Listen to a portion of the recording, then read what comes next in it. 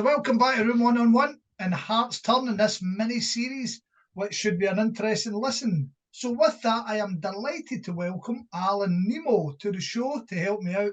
Well, Alan, how are you, pal? I'm not bad, Scott. Thanks very much, and looking forward to sharing some views with you tonight. Good stuff, mate. Good stuff.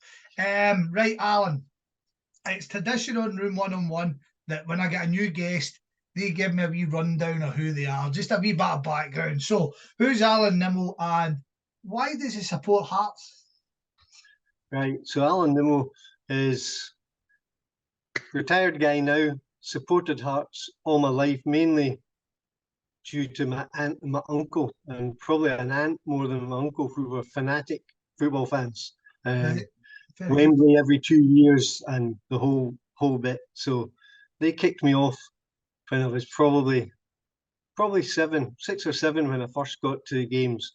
I was only allowed to go to reserve matches then. Then I progressed to being allowed to go into home games, but not Hibs, Celtic or Rangers. And then by the time I was 9, I was allowed to experience these bad boys as well, you know. Interesting. So where is it you're from? From Edinburgh. Edinburgh. I grew up in Edinburgh. I grew up in the Granton area, North Edinburgh. So all my mates round about me were Hibbies. Right, okay. And how was that for you growing up then? I mean, who was doing better at that point? Well, I can say I was at the 7-0 Hibs New Year's Day game and stayed right to the end and saw all 7 goals against us. So I have seen some pretty tough times. Pretty bad days. Probably early teenage years were interesting in that I went to Hearts home games one week, and the next Saturday I went with my mates and one of their dads to the Hibs games at Easter Road. But so quite a good balance, but was never any doubt that I wasn't a Hibbie. well, there you go. So, right, Alan, as you kind of introduce yourself, the point of these pods is basically, for me selfishly, and hopefully we kind of get a wee bit more, is to understand the away fan at Celtic Park, because it's something we never ever talk about. Do you know what I mean? And I think with you being a Hearts man and with your history of I dare say you've seen good, bad, and different. So with that, we'll start off with the basic question, right? What is your opinion on the price of a ticket for Celtic Park? And how hard or easy is it to get a ticket? So in the tickets aren't that much different from, I don't notice a huge difference going to Celtic Park or to Ibrox or coming. It's a little bit dearer, but it's not out with the realms of how much football costs. I guess it's an interesting thing that actually getting tickets for Hearts against Celtic or Rangers is actually reasonably easy. Right, okay. Because lots of Hearts fans don't come through now to Glasgow. So although I can probably get tickets for some of these games easier than I can get tickets for Tynecastle now. Jeez. Well, that's interesting. That's interesting. Just that alone. Sorry, crack on. I was going to say, because I don't go to a lot of the home games now. I mean, I live up Loch Lomond side, so going through to Edinburgh is a bit of a stretch now. So I go to probably more away games than home games. So what is the process then of getting away tickets? Is it a case of somebody you know, or because I'm presuming you're not a season ticket holder then if you don't get to many home games? So I don't know what's the process.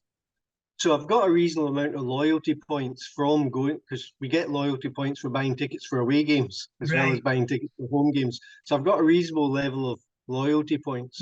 So for most games, I can get a ticket. I mean, I know we're talking about the Celtic game, but Hearts Rangers just the other week, 3 days beforehand, I just went onto Hearts website and bought a ticket.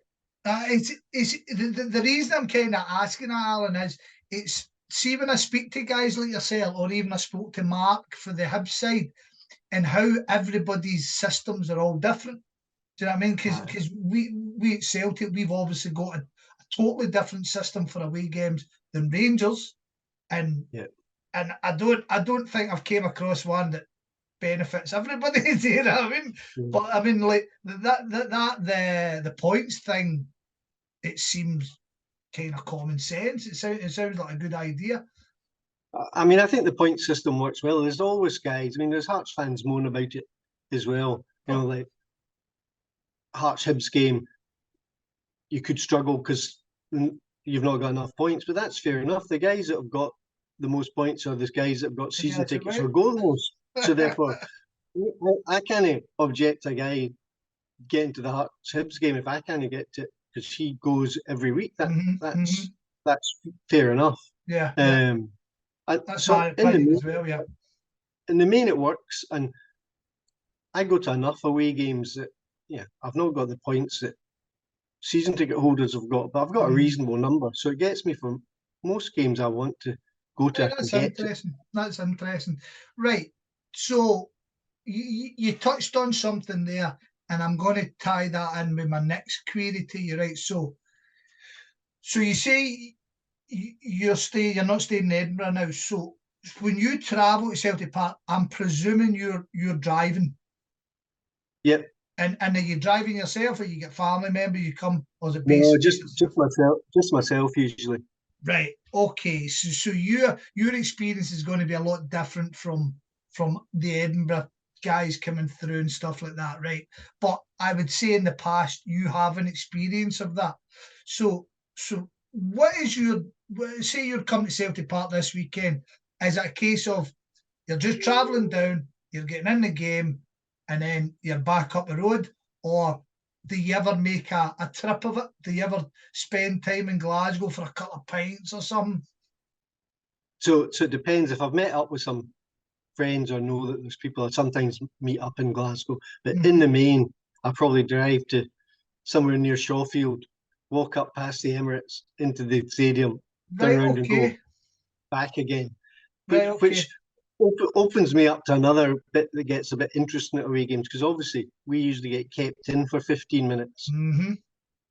So when I come out and walk back down there, it's pretty obvious that I'm probably an away fan because I'm 15 minutes after everybody else, but I'm not with the away fans. I'm walking back. Yeah, right. So either your past experience or even relatively recent experience, the fact I know exactly where you're parking, because I have quite literally started parking there as well now. So I know exactly where you're going on. Have you ever had any grievance with the home support with regards? I'm not talking about a bit of banter. A bit of banter's cool. I'm talking about anything more a bit dodgy. No, I've not. I've got a couple of good stories I'll tell you about in a wee while. But the funny thing is, it's a few years ago now. I think Hearts Celtic was the last game of the season, and I thought, right, sensible where I'm going to be parking, because it was before the Emirates was built, but it was still down the same area. Okay. Sensible here, no colours, just go, jacket, jeans, inconspicuous. So I was probably the least inconspicuous guy walking up the road, because I was the only person not wearing green. So I would probably been as well having my scarf on, really, but very good, though. That's good. I mean, obviously your circumstances is different. You would expect more confrontation should you be walking up with a Hearts scarf and a Hearts jersey on or stuff like that. I dare say there would be more, however, your experience and stuff like that. So I would ask you, as a seasoned campaigner of many away games, would you ever say you were deciding to stay down in Glasgow for the weekend, you were meeting up one of your friends and that, would you ever see yourself going into a bar near Celtic Park, or is that a total no-no from your experience, even of other Hearts fans? I mean, I've gone in. I mean, if I was going out for a drink, I'd be heading back right into town. Into You'd town be getting anyway. into you'd be going to Merchant City or something. I used to work around there, so that's where you knew the bars were anyway.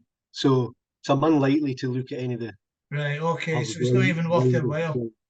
Right, because there was a couple of Hearts boozers right in the slap bang the centre of town, was there no? I mean, as I remember, Times Square had the supporters bus leaving for it, and yeah. there was a couple of boozers. So I suppose it makes more sense you would kind of get out of Dodge and head straight back into town. I just think it's easier. You don't put yourself in. Of course. Right, so the problem we all know is once folk have had a drink or two, even good-natured stuff can suddenly come a bit yeah. easier to avoid now. Aye. So this touch on something you mentioned a minute ago, right? So you said getting tickets for Celtic Park and Ibrox are a bit easier than is it something myself would expect.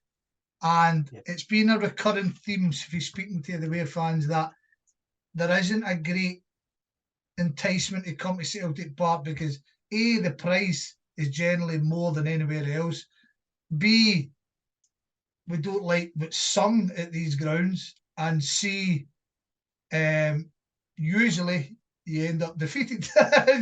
so they put the three things. But let's concentrate on the singing thing. Is that something that you've noticed that people kind of going, I'm not interested in putting myself through that, or is that just more a thing for when we come to you guys? I think it's worse when you come to Tynecastle. Right. We've got guys that sing songs I'd be quite pleased if they wouldn't sing them either. Yeah. And I used to go to Hearts games, and the guy I went with was Catholic, and like you're listening to some of these songs coming, and they're mainly only sung when we're playing you or Hibs to be. But you just think, give it a bit of a break, it's not the be all and end all. Some songs are good and they're quite funny, and there's some you think just unnecessary now. I understand. See in general, Alan, how many fans is Hearts usually taking? Say if we take away Celtic Park and Ibrox, and we concentrate on how many Hearts fans in general are you talking about? Are you talking about 2,000-3,000? Yeah, about that. About a couple. So like at St Mirren, we'd fill out one end of the ground. Right. Okay. Motherwell, we get a fair few. I'm trying to think of the other ones I go to quite often. Kilmarnock, we get quite a good. So probably between 1,500 and 2,500, depending on. Decent amount then, eh? A decent amount. Right. Okay. So before we get actually into the ground and talk about some of the usual stuff, in your experience, have you ever felt the police were kind of more heavy-handed at Celtic Park, or is it just your usual away fan experience of that we're all scumbags and we all get pushed into our areas and stuff like that, or is it just something like that? So I think they are more heavy-handed.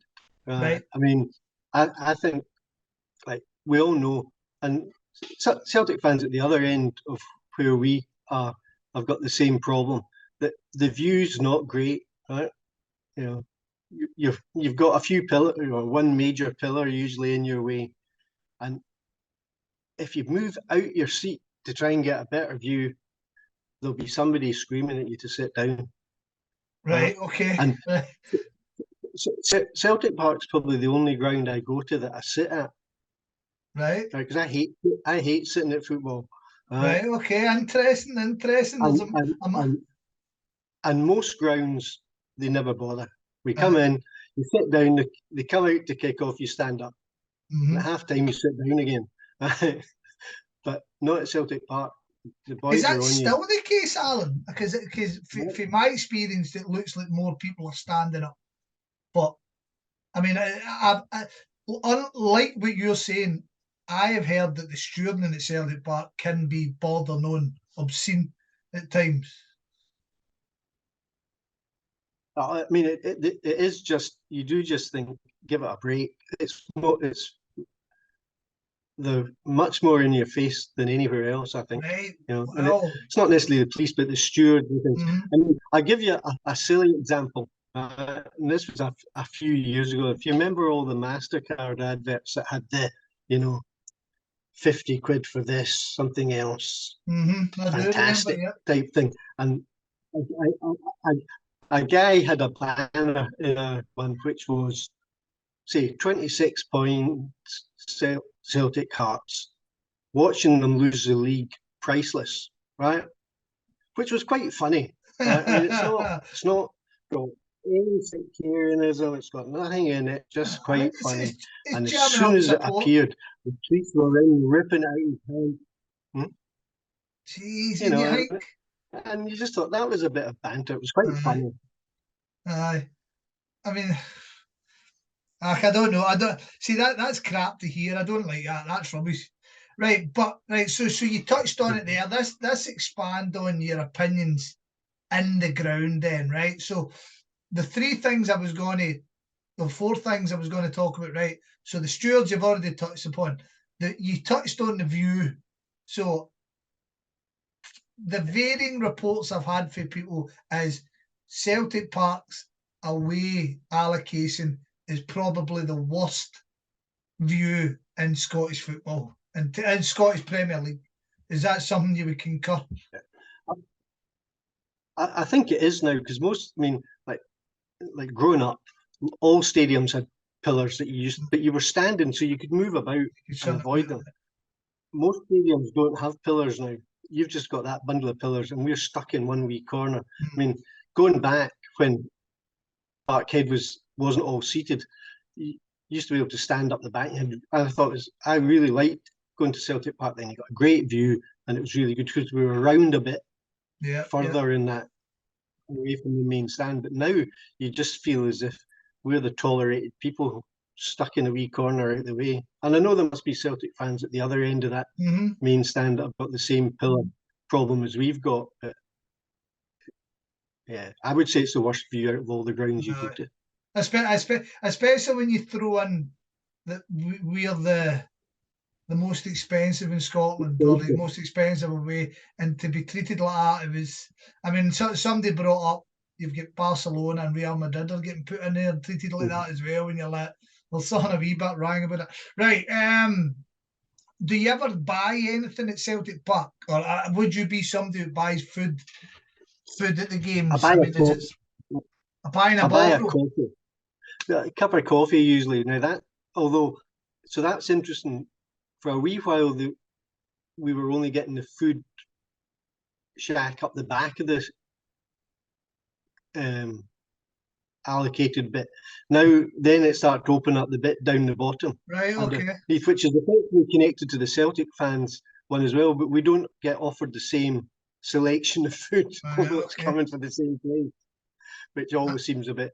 That's a bit mental, man. You know, a guy saying, "Can I have chips?" No, you can't have chips, and you can hear the guy next. They're asking for chips to get mental. Okay, so you not taking money that you could be taking money. I find that a bit strange. No, definitely, aye. Right, so you answered my. Is it still a case that you get kept in for the 15 minutes after the game? So,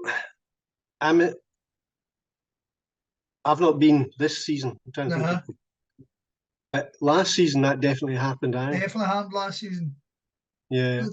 And I often wonder, I mean, because that happens at Ibrox as well. They keep you in till everybody's out the way, so they can get set up to get you when you leave. Aye. Well, I don't know. I'd like to think we're all a wee bit more sane than that, but I suppose there's a tried and tested theory for it. Right, so we're pretty much, you've answered everything I'm looking for, Alan. Is there anything that comes into the top of your head just about the experience you want to chat about? And I'll leave you with one last question. If you could change one thing about the whole Celtic Park, come to Celtic Park, aside from your own team's performances, if you could change something, what would be your number one change?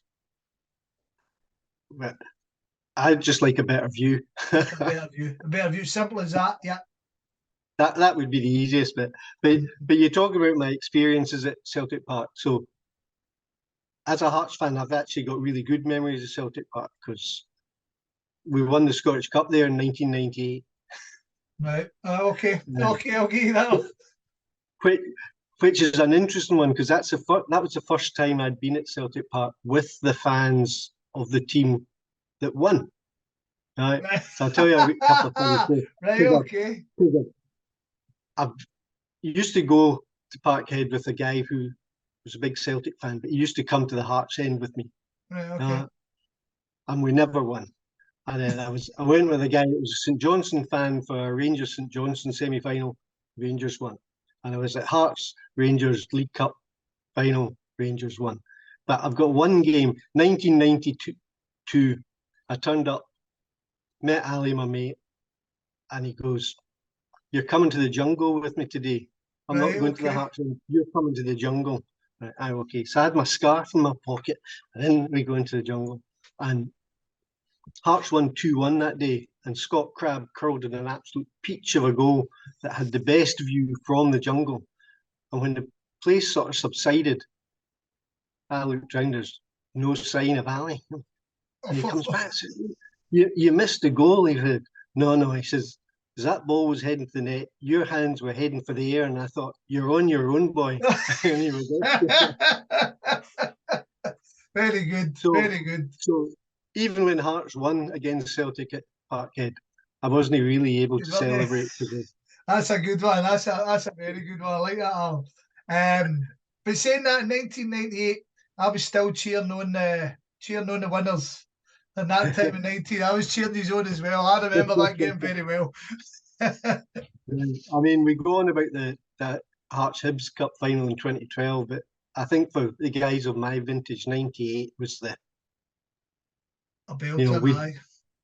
We'd seen us lose everything for so many years to actually eventually win something. That was a special day. It's interesting, Alan, because like I said to you, I was drinking in the town around that point in that spot with the Times Square in the town, and obviously there was a Hearts bus, so we got very friendly with the Hearts. But at that point, I would have knew everything about football. And see some of the players Hearts had then, that was a smashing team. And they kind of did deserve to get a trophy. Guys like Stefan Adam, even the centre mid who died, what was his name? Oh, I can't with Salvatore, with Stevie Fulton. Good team, aye. Yeah. They were good days for his. But, well, that's us, Alan. I've got nothing else I'm looking for. That was perfect. No problem. Thank you very much for taking time out this evening and doing that for me. Maybe we'll catch up down the road and we'll get a proper wee natter before a Celtic Hearts game. So I'm just going to finish off by saying, Alan Nimmo, thank you very much, sir. Okay, thank you. Speak to you again.